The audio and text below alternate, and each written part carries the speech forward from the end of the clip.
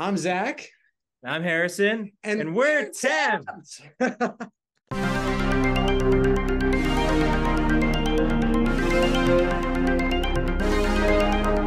Yeah, we didn't rehearse that. I promise you. That was so good. That was brilliant.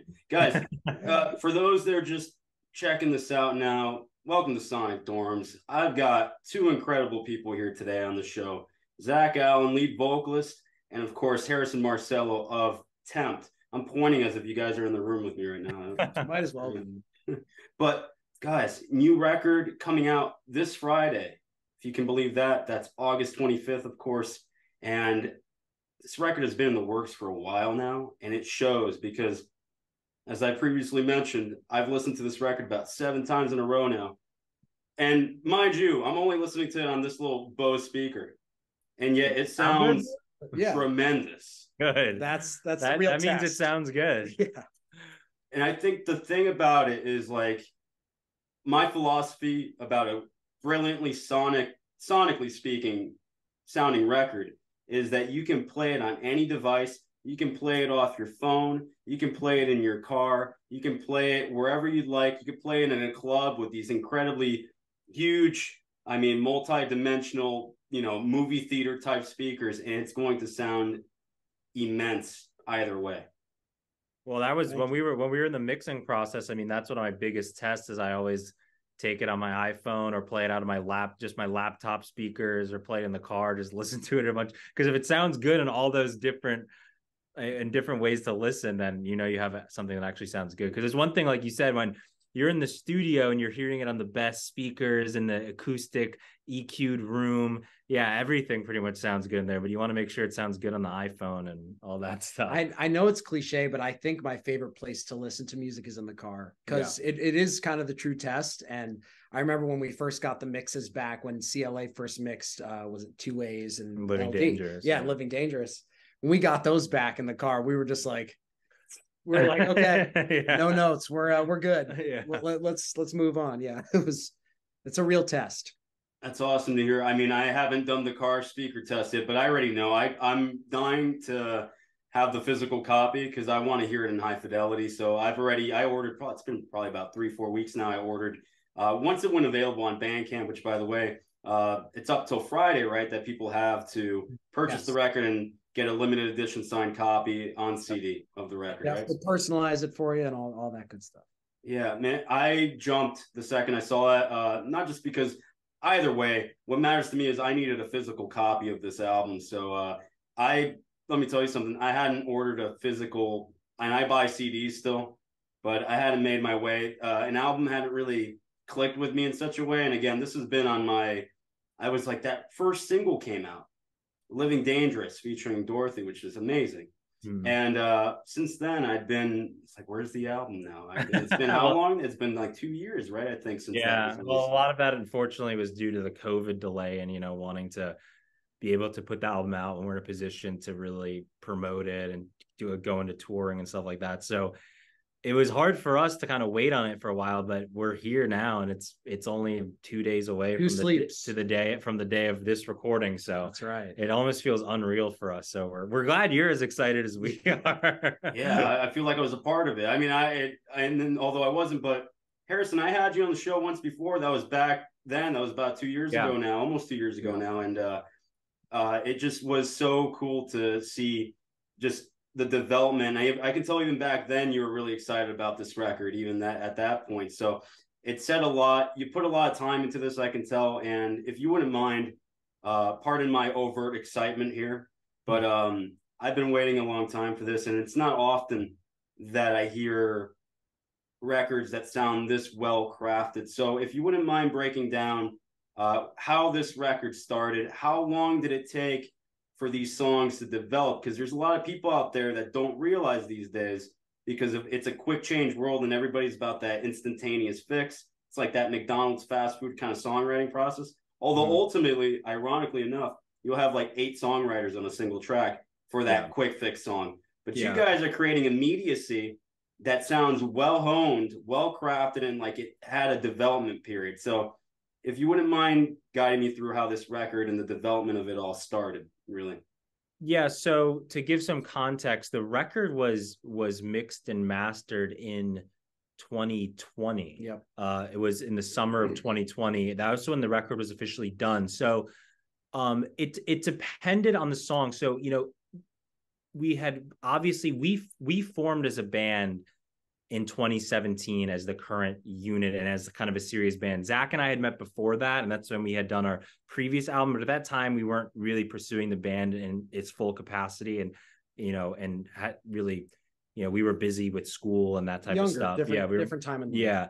So the band formed in 2017, and some of the songs that are on the record came relatively early in like 2018. You know, songs like Hideaway, Camouflage, but you know, and we kept writing as it got up pretty much to that last date, because songs like Addicted to Touch and Sneaking Around were written during the mixing process. Like we wrote those in early 2020 and late 2019.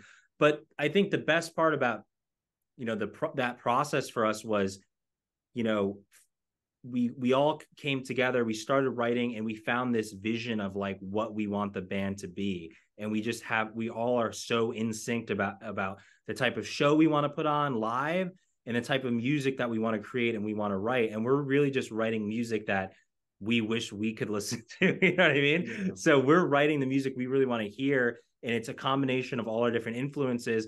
And so I think this album, even in the way that it's sequenced, is really kind of demonstrating this journey that we went on as a band of, okay, obviously we have our influences in rock music and classic rock, but we're taking rock to a new level. And we're with songs, you know, like a Golden Tongue or Roses, where we're infusing those kind of R&B elements, some hip hop elements, some funk, but still with that cutting hard rock sound.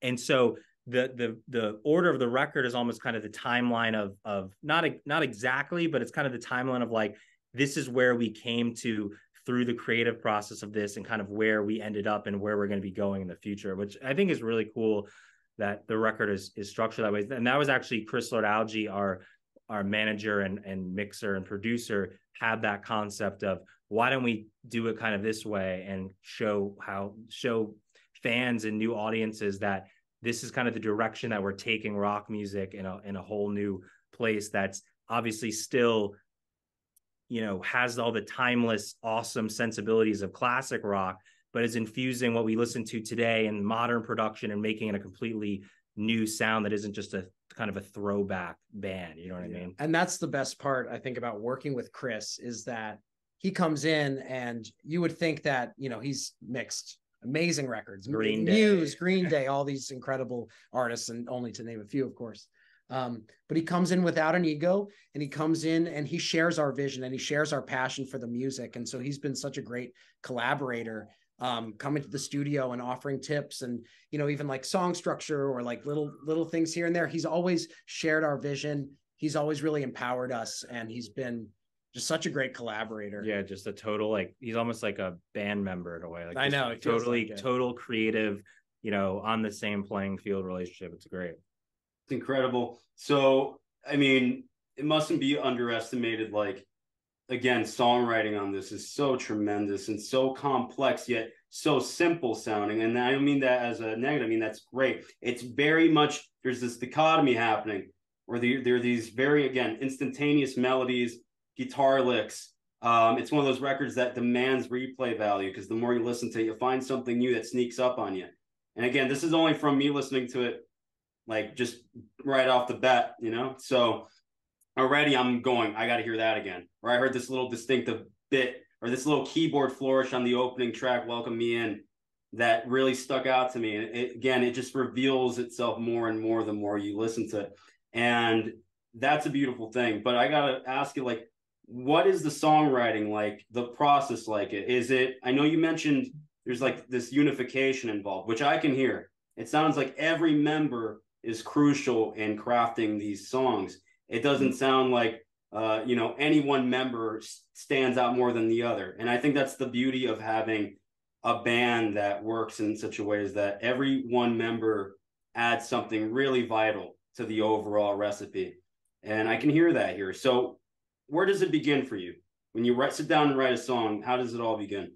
I'd say it begins in a bunch of different ways. So there are times where we'll all meet up and we'll come up with something on the spot.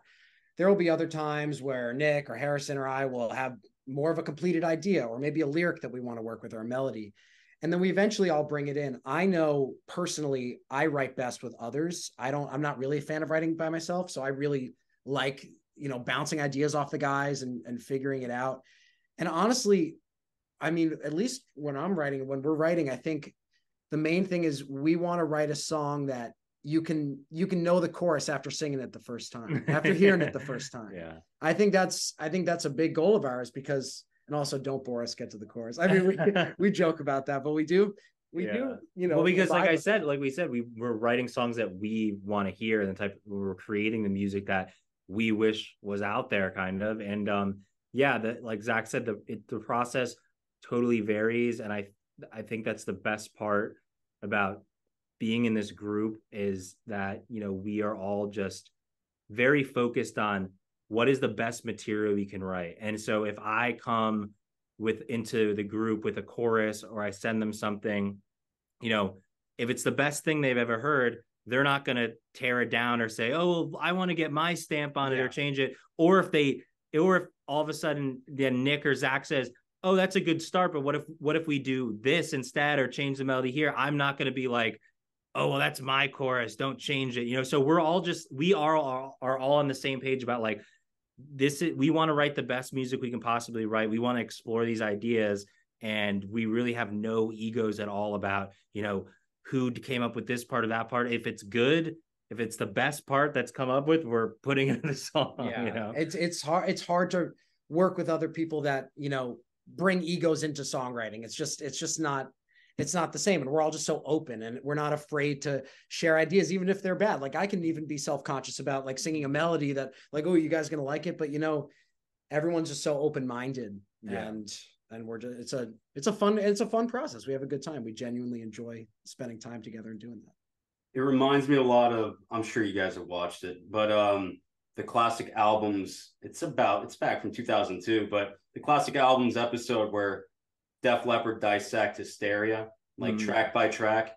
And there's this idea, or this ideology they've always had about how no idea is ever precious. And that's something that was bestowed upon them, of course, by their producer at the time, my all-time favorite producer, Robert John Mutt Lange, who my favorite. Yeah. I mean, seriously, guys, the moment, and I'm trying really hard because that was my hook, but there's so much more to what you guys do than just that. But it's so refreshing to hear that sound again, and songs that can kind of like parallel with a lot of songs by one of my all-time, favorite bands in Def Leppard. And again, honoring the Mutt Lange sound without sounding regurgitated or sounding like, which is a fine line, mind you. Not everybody can pull that off. And you guys have done that. It sounds like you got those past influences there, but yet you're charting your own sound as well. But it's so missed. That's why, like, I've been wanting to hear a record that sounds this bombastic with these types of hooks. Like, hear like a song like Heaven Is by Def Leppard, where the second it starts, you're going, I get it. I know this song already. And there's plenty of songs on this record like that, like Two Ways and Hideaway and Golden Tongue, Sneaking Around. I mean, tremendous. We're just like, I keep saying this, but it's just like replay value is tremendous on this. Yeah, well, I think the rock space and like the active rock space in general, there's obviously a lot of great bands in that space, and a lot of bands that we love and listen to. I mean, even bands we've toured with like Shinedown and stuff. But to me, so much of that has stagnated for the past 15 years in terms of kind of hearing the same heavy guitar riffs, the same types of vocal melodies. And I really think that our generation, a younger generation, wants, there definitely is a resurgence for like bands. I mean, if you look at someone like Harry Styles, I mean, he is doing Mick Jagger. He is like a total rock star. Obviously, his music is much more on the pop side, but he brings a live band. He acts like a rock star. He puts on the amazing performance. And I think a lot of people are wanting that again. And the only place that's really missing now seems to be rock music, where there's not that kind of crossover stuff happening in the same way that you have with like a 1975, who's a band that's really poppy, but also has some like funk elements and alt sounding, or a Harry Styles who has some songs now that are like guitar driven rock songs. But we don't see that in the rock space as much. So we really want to, you know, be the new pioneers of like bringing back rock that can cross over, that's positive. It brings you to another place. It's an amazing show. It's timeless sounding, but not, like you said, just recreating that old production style, but bringing that into the 21st century, into the 2020s. Because we listen to, you know, obviously we grew up on a lot of classic rock music, but we still listen to top 40 music. And so we're always hearing like, oh, that effect that this artist did is really cool. We should try something like that. Or, you know, this type of guitar or this type of song structure. What if that was a rock song, even though it might be like a dance song, or it's like a Dua Lipa track or something. So we're always trying to do that with our own music, like you said, to not just recreate what happened in the great stuff that happened with rock, but like, how do we make rock new again? And how do we make it new for this younger generation? Yeah, I mean, there's these little detours, speaking of like other influences that are apparent in the sound that you guys carry forward, but there's like these little breakdowns. There's one track where you mentioned like effects, like, or pop effects. There's like a little vocoder effect. I'm not sure if it's a vocoder on your voice, Zach, on one particular track that really stood out, because the track wasn't really going in that direction. Suddenly that popped out of nowhere and going, that sounds like something I probably could have heard on like a record by The Weeknd. Yeah, you know, which is awesome. Yeah, we had, I think you're probably referring to Golden Tongue, because we definitely, there's that like auto-tune breakdown part. Yeah. And yeah, I remember coming up with that. It was, we knew that part needed something different. And we were in Nick's apartment, all huddled together in there. And I went and sang it in the closet in his little makeshift vocal booth in there. And like, let's throw some auto-tune. Throw some auto-tune on it. Yeah, let's see what it sounds like. I know. And it sounded good. And we were like, awesome. Like, we're not gonna like restrict ourselves, because I know like a lot of people would say like auto-tune isn't rock and roll, but it's like, it's an effect. It's just like putting a chorus or anything. And it was like, that was like the perfect moment for it. So it's like, why not? And it, like you said, it elevates that song. It brings what could just be something totally standard into a completely new light, especially within the context of like, oh yeah, Golden Tongue has a lot of these pop elements, but it's also a really heavy song. I mean, like the chorus is heavy. You know, I think I had like drop A guitar. Yeah. Oh, it's definitely heavier than you think. And the other reason we did the auto-tune is so that it could jumpstart my mumble rap career, because this is what's next. TEMPT album 2. I mean, why not at this point? I mean, it sounds to me like you guys can, this record sounds like a fresh beginning for you guys. Like you guys can just kind of make even more detours on the next record if you were willing to go there, and it wouldn't be out of place. It'd be like, of course, this is the next step in that evolution from certain things that you had dropped on, like little seeds that you planted on this record. Yeah, we're already working on it. I mean, we already have, because like I mentioned, the record was really finished in kind of the middle of COVID. We've had a lot of downtime to write a new record, and we pretty much have, like, I think we counted the other day, 22 or 23 amazing songs that are completely new, brand new. Yeah. So hopefully now that this record's coming out, we're going to start touring, that the music is just going to nonstop start flowing out.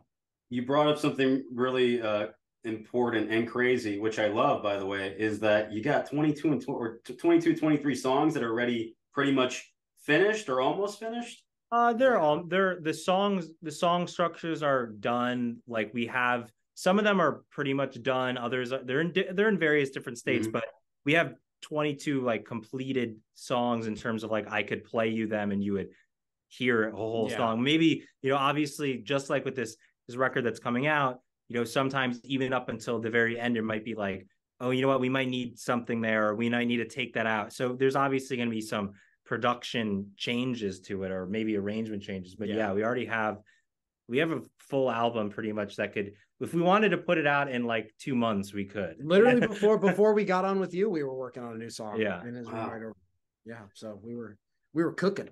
So that's great to hear, because I really hope that, and again, I love the idea of like, take your time, because this record's so strong, and even though it was finished a little while ago, you guys have what you guys have down is perfect. So it's like that formula, whatever it is, it's magic. And I'm excited to hear whatever comes next, really. But is this something that you would continue working on with your manager and producer and collaborator, Chris Lordology? Oh yeah, I mean he's already heard a bunch of the new songs that we have, new songs that we have, and already has ideas. And we've been kind of it's interesting. I mean, because so much of how people think music is made is kind of from the old school mentality of like demos, and you do the demo and then you go and record or something. But obviously with like innovations and DAWs and home studios and stuff like that, I mean, I use Pro Tools. We don't really have that process. It's kind of like we'll just start, okay, we have the idea, let's start recording. And there either every track could be replaced by the time it gets on the record, or maybe there's tracks that maybe the first time I recorded the guitar riff was the best time, and we didn't think of any. So it's kind of like an ever flowing process. So we've already been kind of in like the pre-production stages of playing a lot of these newer songs for Chris, him giving us some suggestions on what if you tried to do this here, or us talking to him about them, asking advice. And so yeah, he's going to be on board for the foreseeable future. Well, when we were with him last, he was saying that we should even record some of it out with him in LA. Yeah, which we didn't do last time. Which we did not do for the first record, which would be super cool. Record some drums, or I mean, maybe the whole thing. We'll see. Yeah. But that would be really cool. Yeah. Speaking of recording, where did you guys record this record exactly? So the recent record. Yeah, so we recorded it in a few different places. We recorded it at my studio. And then we also recorded it down at this place, Sticky Audio Labs, where we do a lot of work, especially for the drums and things like that. And like Zach mentioned, I mean, I think that Golden Tongue auto-tune vocal was the one we recorded in Nick's bedroom closet. In bedroom closet. I don't think we ever changed it because it sounded good, and we thought, well, we don't need. I mean, if it sounds good, you don't always need to re-record it. So isn't there a guitar part on Two Ways too that Nick did? Yeah, there's that's a demo. The little guitar solo that happens after the first chorus in Two Ways. That's actually Nick, our drummer, playing guitar on that. Yeah, it's funny because there are actually a few guitar parts that Nick played, and they're sprinkled in there. And there's plenty of drum fills that I forced Nick to play. You guys got back. I can't play drums, but I can be like, no, don't play that fill. Play this one. You got that producer hat on, right? You go in there, you taskmaster. You cut the air near with a knife. Yeah. That's awesome. I mean, so you're telling me you're in a bedroom closet, you got like the shoes hanging, you got some shirts. Or the Golden Tongue bridge auto-tune part. Yeah. It was just Nick's clothes, just looking out at them. It was just, I couldn't have picked a better background. Next time I hear that song, which will be maybe right after this talk, I'm never not gonna think of that now when I hear that part. and then place yourself in Nick's closet. Yeah. All right. I gotta say, guys, good stuff here. Is there a particular song that stands out for you? Like, I know we already mentioned like some of these memories, but is there one song that you would think is like the ultimate must-hear TEMPT song off this album? I think we both will say Golden Tongue, because I think when that song is just the culmination of kind of what we sought out to accomplish and what our vision was for this record of, rock, funky R&B, pop bass. I mean, the vocal melody of Zach's vocal in the verse is something you could hear like on a Justin Bieber record or Harry Styles record. I mean, this very kind of pop, but the way that it all just fits perfectly like a puzzle into this awesome epic rock song. To me, that's like the go-to song of, listen to this, because, I think if you're a rock fan, you're going to obviously like Living Dangerous. You're going to love Two Ways. You're going to like Camouflage or Hideaway. But if you're someone that wants to see where we think we're taking rock music, then I think a song like Golden Tongue, or even a song like Roses, which is got that awesome kind of chant. It's got that really cool guitar solo and the chanty nature to it, or a song like Addicted to Touch or Sneaking Around, to me. And that's kind of like where, okay, maybe if you're a pop fan, check out those tracks, because those will kind of give you a glimpse of, okay, yeah, you might just listen to pop music and we might have guitars and stuff like that, but we're still writing songs that you're going to love. So I think Golden Tongue is like the perfect mix of where we made all that work just perfectly. I'll give Sneaking Around an honorable mention there as well, because I think like that one. That song's fun. I just love how it's. And the that's my favorite. That's my favorite guitar solo. Yeah, that solo is really cool. That section's fun. All right, so specific questions here, like pertaining to you two individually. I'll start with you, Zach. Vocal wise, what were you trying to reach for on this record? What were your inspirations, influences?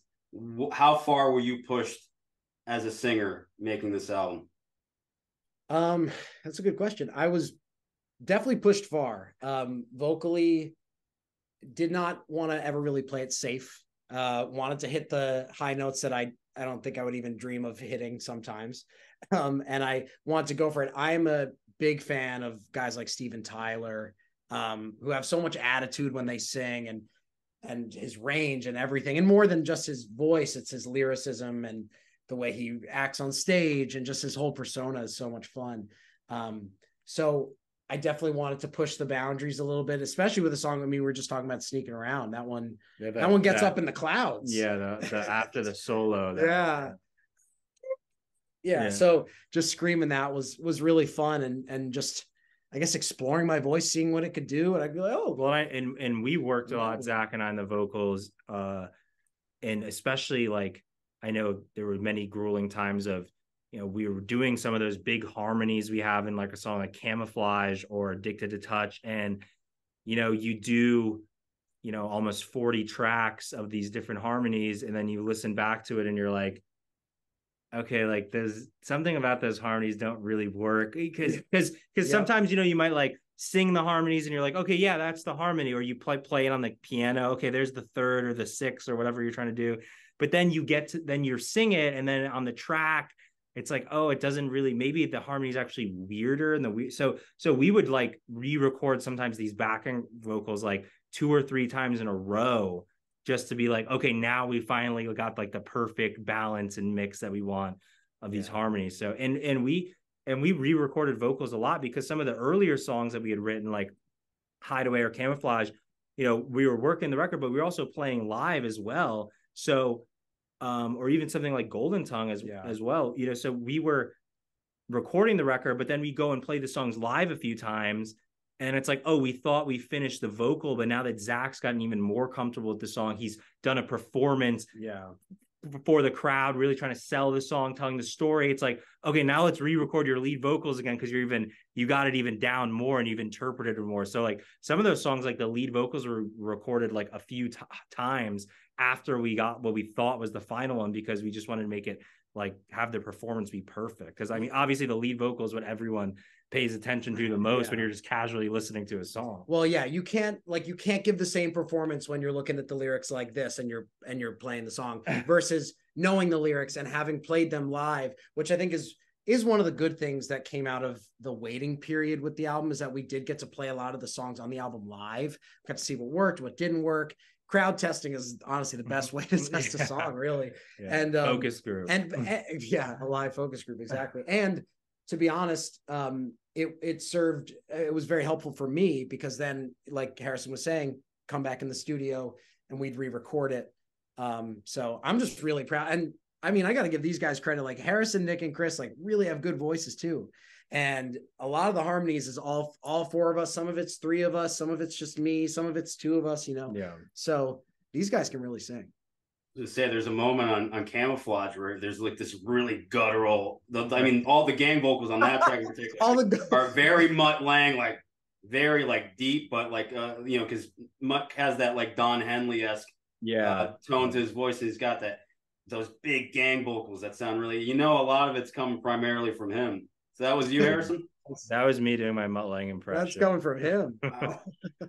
No, I do my best to keep up with that. That's great. That's awesome.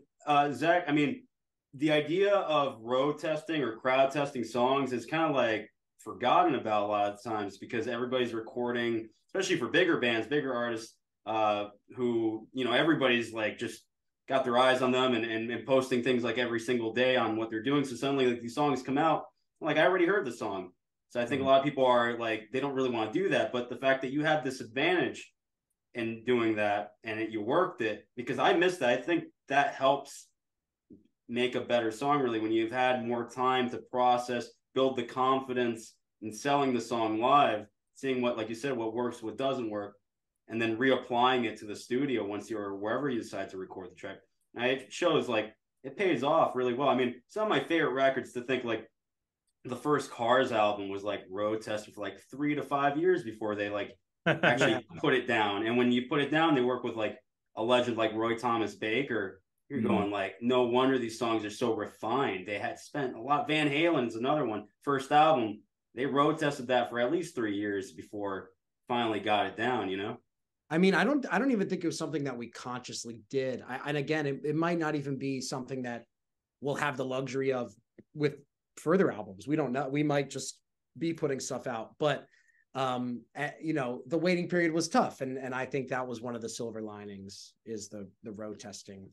No, yeah, it worked great. And now Harrison, the guitar solos on this record, all memorable, like the songs themselves. They sound very, I don't know. I need to know, did you spend a lot of time planning these solos, or were they more like spontaneous, like streams of consciousness that then you refined later on? Yeah, so it's a little bit of both. For example, Living Dangerous, the solo in that, it comes in with the vocal melody, Living Dangerous, Dangerous. I'm doing that on the guitar. That one, I knew I wanted to do that at least. So I knew like, okay, I want to come in with the chorus melody on the guitar and then have those kind of little flourishes that happen in between me playing it. So like I play it down the octave, then I play it up the octave, you know, then I do that descending run. So it's a mix of both. I mean, I always have somewhat of an idea in my head. Sometimes it's a little more obvious than others, like with Living Dangerous, where I knew that's exactly what I wanted to do. A lot of times it might start just as improvising on the track, seeing what works. And then, like you said, you know, I might do like 40 or 50 takes improvising. Then, you know, in Pro Tools, cut something together that I kind of like, and then do that, and then go from there. And this kind of like sculpting process. But I'm always looking to incorporate parts of the song into the solo, because I've always been a firm believer in, as much as I love playing fast and I love listening to shredding guitar and learning shredding guitar, I've always maintained the philosophy of this solo has to elevate the song, because most people, it sucks to hear this as a guitar player myself, but most people don't really care about guitar solos that much unless they're guitar players or like big fans of music. Your average listener doesn't really know what's going on with the guitar solo. So you want it, if it can be flashy, and that works, then have it be flashy. I have plenty of those types of solos. If it doesn't need to be, if it needs something different to just elevate the song, take it to a new place, or just reinforce what's happened, then maybe it has to be simpler. So I'm always thinking about, you know, does this solo work? Does it really add something to the song? And so then I'll listen to it with like a lot of context. I'm going to even listen to the full song again, you know, after I've been working on for a bit. I go to the gym or do something and listen to it and say, okay, well, that solo is amazing. Or I'm enjoying listening to my own solo. Or I might think, okay, like there's parts in that are good, but maybe it's a little too cluttered here, or maybe it's too empty here. So it's really like just something that's totally just a feel of the kind of vibe of the song and how the solo needs to sit in the song. And unfortunately, like almost everything in music, there's no real formula to it. At the end of the day, it's just like your ears and your instrument and just trying to figure it out and hope that you can get to that point. I mean, I can tell because there's a moment, opening track, Welcome Me In. There's like the solo comes on. I'm going, okay, this is going to go on for like at least a good like 30, 40 seconds. No, it's like a quick, I think maybe like 10, 12 seconds, if that. And then it goes I right just back. bend that note a couple times, and then I just do that little descending run, and then it's over pretty much. It left me wanting more. I was like, oh, but I got it. I understood what you were going for, and I appreciated it even more because now, again, it's just enough. And I think that's the great thing about this record.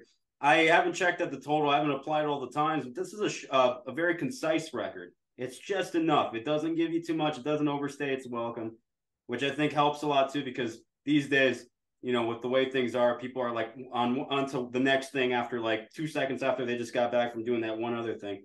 And it's very like ADHD driven. So I think it's even more beneficial that it's hooky to the point, and yet super, super like intricate and cool. So again, much like your solos and much like these melodies, it's all good. So well, I think we didn't want to put out a super long record. We actually had like 3 or 4 songs that were cut from the record, because, you know, it all goes back to what I said about, we have this vision about what we wanted to do with the record, what kind of music we wanted to make. And we didn't want anything to be redundant. So like there were a few songs we had that was kind of like, you know, some of those songs already fit that role and already accomplished what we're trying to do with that piece. So I think every song and album is really unique in terms of it's all kind of exploring a different thing. And to me, that's what makes it, even myself who wrote the record with these guys and has listened to it hundreds of times, you know, for 2 years now, I still enjoy listening to it, because I think we were able to, you know, sometimes less is more, and you want to, you know, we want to make a concise album that you listen through in one sitting and have that whole experience of listening to the entire thing without releasing some like 18 song record that takes an hour and a half or 2 hours to listen. I have a short attention span. Like, I don't think I could. I mean, if it's the right thing, I guess. But even then, it's hard to remember like that Drake record that came out. That was like 30 songs, and it was like you can't do that. Even like who has time to listen to all these songs? The new Post Malone record has like at least 18 songs. Yeah, it's a big. I mean, it works for some people, to each their own. But I mean, as Chris likes to say, Charlize Theron. But yeah, we like to keep it quick and concise. No, it's cool. Yeah, I mean, like Rick Springfield put out an album, and I dig it. It's 20 songs. And I go, well, I'll listen to the first 10, I guess, one day. I'll listen to the other 10 another day. But yeah, I'm like, but you got 3 to 4 songs that didn't make this record. You know what I'm going to ask you? They're going to come out at some point, right? Yeah, I'm sure they will. And there's songs that we've played live. Yep. And that I know Taste the Money we like had on YouTube for a second. We did. We had on YouTube. I remember when during quarantine we'd made like a little video ourselves to Taste the Money, and we showed it to our fans on the live stream, which was fun. Another song, Breakout, we did a bonus with. If you had pre-saved Burn Me Down, you could have gotten a copy of Breakout as well. So I think that one's on. But I think all of them will. I'm sure at some point we'll release. Yeah, I heard Breakout. That one's on Bandcamp, and that one was good. But I know you guys are great tastemakers, and you knew exactly, like you said, what fit the role of, let's say, of that song. Well, let's find which one's the better one that can really complement what we already have here on this record. So again, you guys are great editors. You know what you're doing. I think we do. I hope we do. You're very, I can tell, like, you guys, like, you'll refine something. You're disciplined at it, which I think discipline in songwriting alone, to me, to my ears, songwriting is king. You can dress it up however you want, but what I'm always looking for, I'm a big rock fan, but I also love R&B and jazz and soul and you name it. But to me, it's about the song. At the end, a good song is a good song, no matter what genre it is. Yeah, if you burn it down, sorry, pardon the pun. No, but seriously, if you break it, if you break down the track and you just strip it to like an acoustic song, it's still going to work. It's still going to sound rich, and I can tell every one of these songs on this record have that to them. So again, kudos to you, and I appreciate what I've heard here. Seriously, thank you. Of course, and guys, like, I've got one last question for you, and it's a bit of a silly one, but if you could work with anybody else, whether that be a songwriter or a producer that you're a fan of, who would you work with? I would probably, my obvious answer would be Mutt Lange, because, you know, I mean, I've listened to every one of his records from AC/DC to Muse to Shania Twain, like to Nickelback, like a million times. So I've always been in, because he's so mysterious. It's like, I need to see what goes on behind the curtain. You know what I mean? Like, but I'm not. I have one. Max Martin. Really cool to work with. Max Martin. That's a good one. He, you know, those NSYNC and Britney and Backstreet Boys songs, and Katy Perry. He's written every song. I mean, like, we went through a big phase of listening to a bunch of like NSYNC songs, Britney, like. just some of the stuff, the modulations, especially that Britney's on Lucky. There's so many cool parts in that. Every part is so hooky, and it works. You're killing me. You're killing me. That's like my favorite Britney Spears track. And I'm like, almost like the closet, like Britney Spears, like Oops, I Did It Again era fan. Because like, you like this? I'm like, you don't know me enough already. I like a great pop melody and the layers on that. And again, Max Martin comes from the school of Mutt Lange. Like he'll tell you that was one of his heroes growing up. So, you know, based in Sweden, right? That's where you got to start. I mean, yeah, that was like him and Shellback did all the Backstreet Boys. Yeah, and stuff. but like Taylor his newer Swift and his newer stuff, like the Taylor Swift stuff, the Ariana Grande. Like, I mean, it's pretty insane that one man can really write so many amazing songs. Would be crazy to see his compound. I feel like he's just got like an empire of songwriters, you know? Yeah, absolutely. I mean, good stuff. He's one of the best. So great picks, guys. Yeah, thank you. So how are you guys going to work this record before I let you go? Because this record needs to be worked. Don't stop promoting it. I'm going to keep promoting it and talking about it. I have a show on, I don't know if you guys have heard it. It's part of Amazon called AMP. It's where anybody can pretty much have their own radio show. I utilize that to my advantage by having a Sonic Dorm show on there at least 3 times a week. I've been playing the hell out of your songs. Nice. Awesome. Like the past couple months. I mean, the ones that have been available, of course. Yeah. And kind of great reaction. The other day I played the 3 of them, Living Dangerous, Roses, and I'm going, oh my God. Like when you see somebody, because there's a little chat area, and oh my God, I can dig on this. And this is great. And this is fantastic. I'm going, yeah, I've done my job here. You know what I mean? Even if it's just one person that I've sold on the song, that makes me really happy, because that's why I got into this. Started this thing because still building it, but the idea was I just want to turn people on to cool music, and through my passionate voice for music, I just want people to fall in love with some of the stuff that I'm into, because I really do love music, and I really am appreciative of artists such as yourselves that go out of your way, blood, sweat, and tears to make great songs and write great music. And some of it I'm going like, we got to use our voices. There's not enough people talking about it, and we need the younger generation to talk about it more.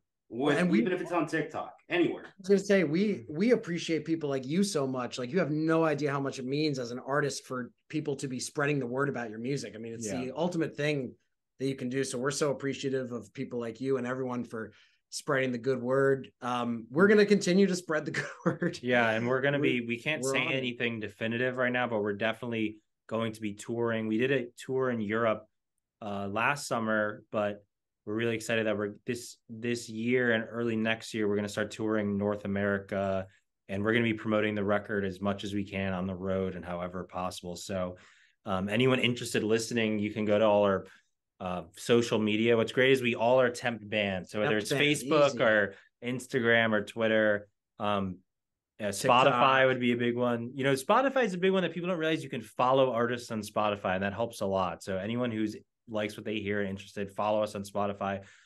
That's where we'll have any future updates about the touring. We haven't been able to announce anything yet, but we're definitely going to be touring like crazy and promoting this album as much as we can. And Living Dangerous is almost at 500,000 streams on Spotify. We're close. We're closing in. So amazing. I mean, like, guys, again, don't let this record needs to fly. Continue flying. I really do believe in this record, and this is a blockbuster record to my ears. If there was any justice in this world, this record would be a diamond record. It'd be a multi-platinum record. Like, it sounds that way, at least to my ears. So don't stop. I don't want to sound cheesy, but please don't stop like doing what you're doing. I personally need to hear more of this music in my life. I need a band like you guys in my life, right? And I'm sure a lot of other people do.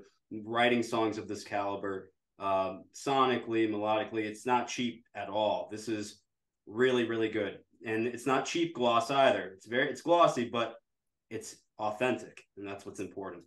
24 karat gold. Yeah, there you go. 24 karat gold. There you go. Well, thank you. It's a lot to us, really. Seriously, guys. All right, guys. Thank you again for stopping by Sonic Dorms. New record again out this Friday. Yep. I can't wait for that physical copy so I can play it in my car and burn it onto my little hi-fi device over here. which I can't wait to, because I'm going to be digging deep on this album for many, many years to come. So again, thank you for doing, and you're always invited back. See where this thing goes here that I'm trying to build. So awesome. Good luck to you too, Max. You're doing good work, man. Thank you so much. We'll talk soon, hopefully. All right, guys. Next time we have news, we'll hit you up. Appreciate you guys. Thank you again. So again, Zach Allen, Harrison Marcello, and you guys are TEMPT.